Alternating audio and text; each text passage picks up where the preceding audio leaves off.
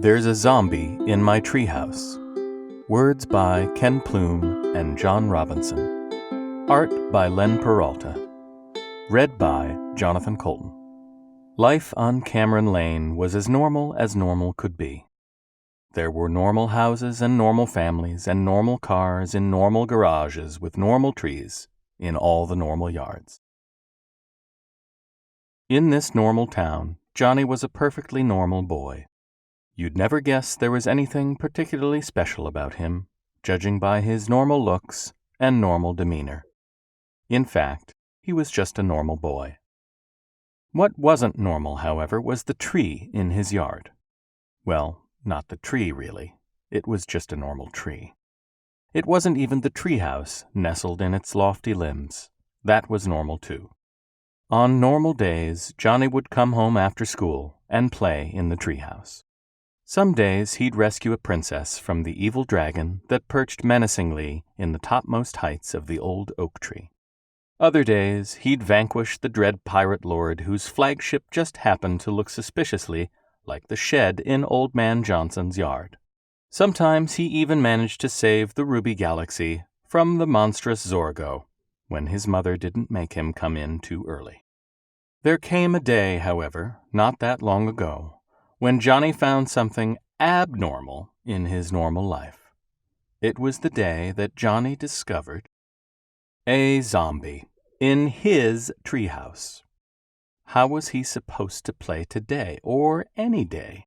No matter how much he wanted to drive the burly bandits from Gruesome Gulch or defeat the Gray Hand Ninja Clan with the presence of his undead intruder, it certainly seemed like there was no way he'd ever be able to play in his treehouse again. Things went from bad to worse when that bully Billy Davis from down the street stopped him while he was walking home from school. "What's the matter?" Billy the bully asked. "Why aren't you playing in your stupid little treehouse?" "I can't go play in my treehouse," Johnny said. "There's a zombie in it." "There's no such thing as a zombie, you ninny," Billy said. "Well, if you think that, you can go tell him. He's right up in the treehouse. I bet he'd love to hear he's not real. But I wouldn't do it if I were you. You'd have to be pretty stupid to do that." "You're stupid. I'll go tell your imaginary zombie whatever I want," Billy said with a sneer, then pushed Johnny out of the way. And up the ladder he went. And Johnny waited, but Billy the bully never came back down again.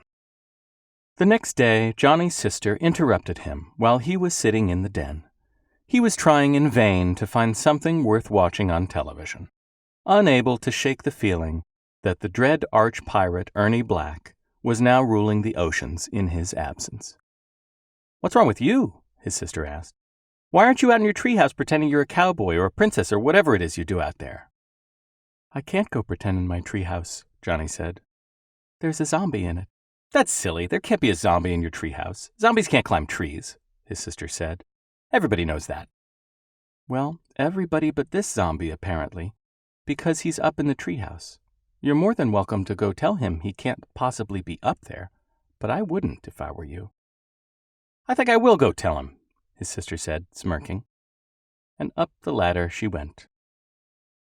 And Johnny waited and waited, but his sister never came back down again.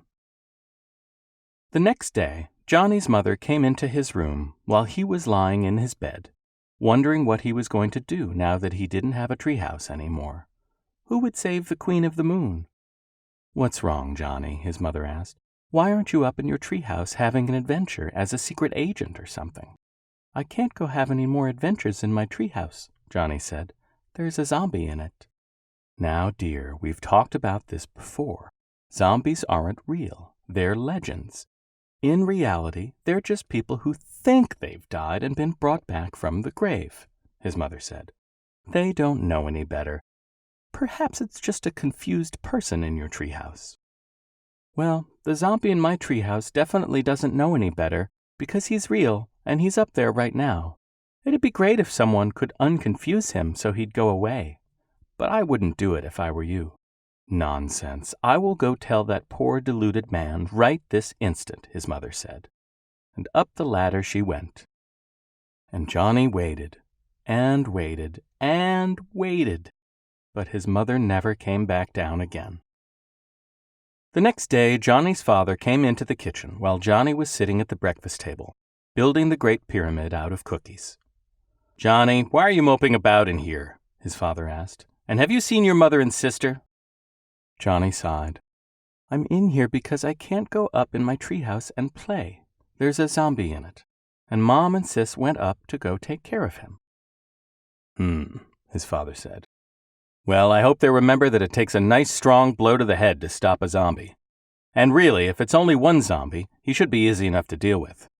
I'm surprised, and a little disappointed, you weren't able to solve this problem on your own." "Well, he seemed to be more than I could handle, Dad, because he's still up in the treehouse. Maybe you could show me how to do it, so I could have my treehouse back. I'd be sure to take notes so I could handle the next one, but maybe you should get some help, just in case."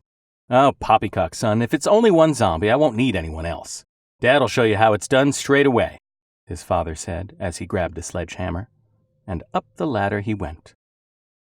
And Johnny waited, and waited, and waited, and waited, but his father never came back down again. Johnny is still waiting for someone who can help him with his zombie problem, because although it's nice to have the bully gone, and he does miss his mother and his father and his sister mostly, he really, really misses his treehouse.